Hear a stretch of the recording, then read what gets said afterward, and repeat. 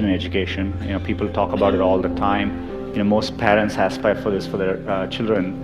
And so I think it's a great foundation we have as a country. In my experience growing up here, I think there's a lot of emphasis on, spending time on the books and, learning things academically. I think education needs to evolve and change just like with everything else. Yeah. I think, working the real world, I would say, it is important to be well-rounded.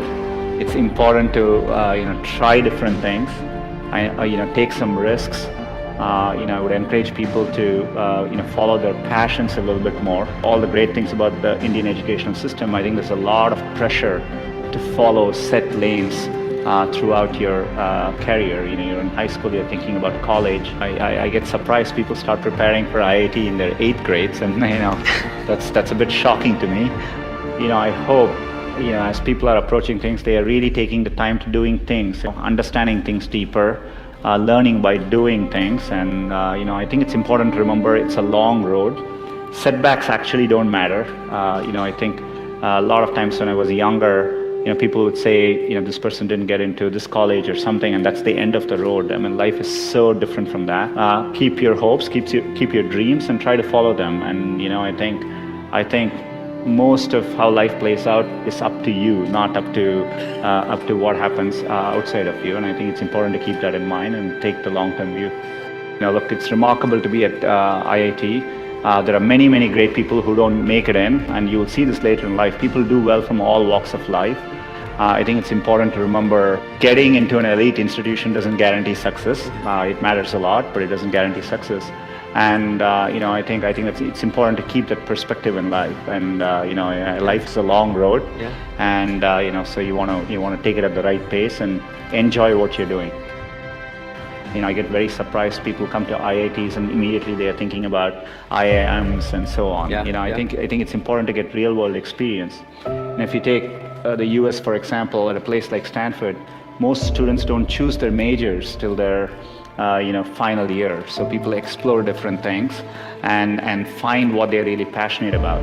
So I think those are all good things to aspire to. I think I would like to see people value creativity, value experience of doing things, taking risks, and academics is important, but it is not as important as it's also made out to be. Had I stayed the course in graduate school, I'd probably have a PhD today, which would have made my parents really proud. But I might have missed the opportunity to bring the benefits of technology to so many others. And I certainly wouldn't be standing here speaking to you as Google's CEO.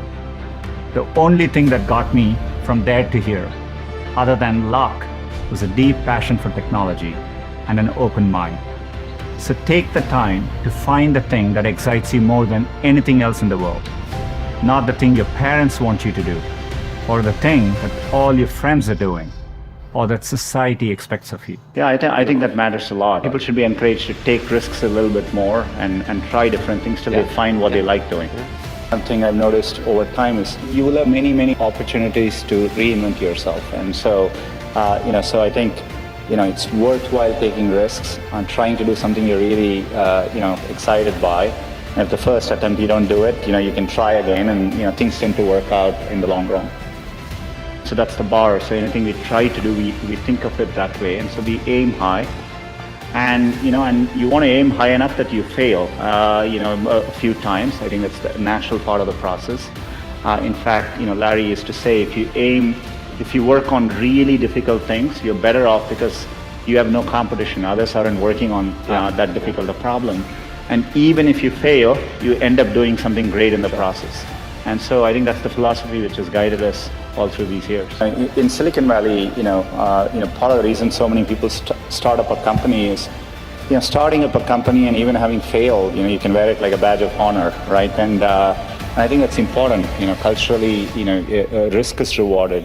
So it's a culture of optimism. It's a culture of risk taking, and I think that's really important. So this is such an important issue for our company, but also for our country and for a community of entrepreneurs around the world. At Google, entrepreneurship is in our DNA.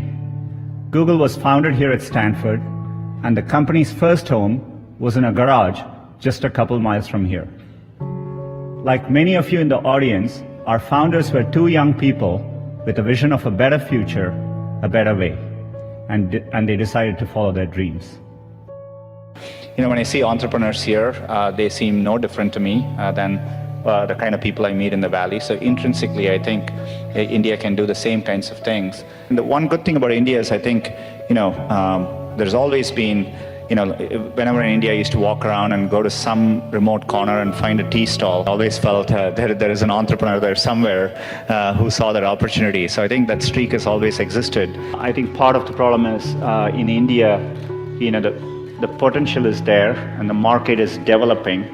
I think it'll take a few more years for it to fully realize the potential. And so I'm absolutely confident of it. I think there's a timing issue, but I think, we are growing well as a country. I think we need to stay at it, continue doing all these things, and it'll take a few more years and we'll get there. The trend lines are strongly in the favor. I think every year I can see the rate at which things are changing. So in about 3 to 4 years, I'm pretty convinced, at least in a 5 to 10 year time frame, that there will be big global software companies coming out of India, and we will be very used to it.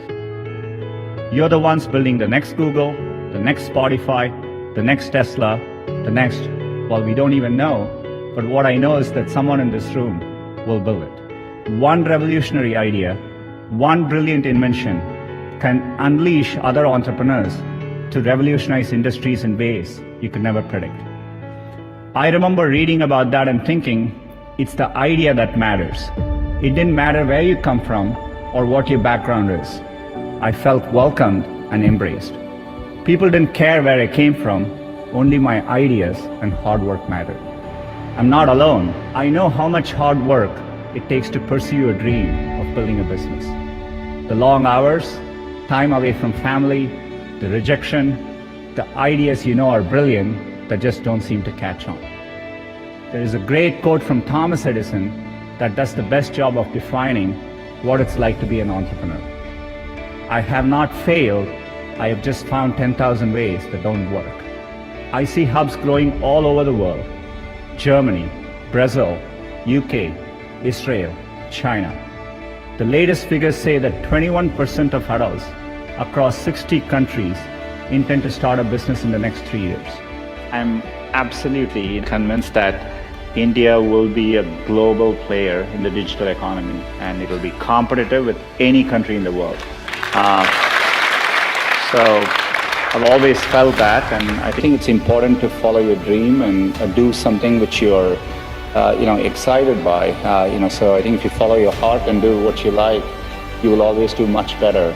And so I don't think it matters if you're an engineer or you're in science, or it could be in any field. There are many different ways you can approach things, and what matters most is loving what you're doing and trying to do well at it. So we're all looking to you. The world is counting on you, and we can't wait to see what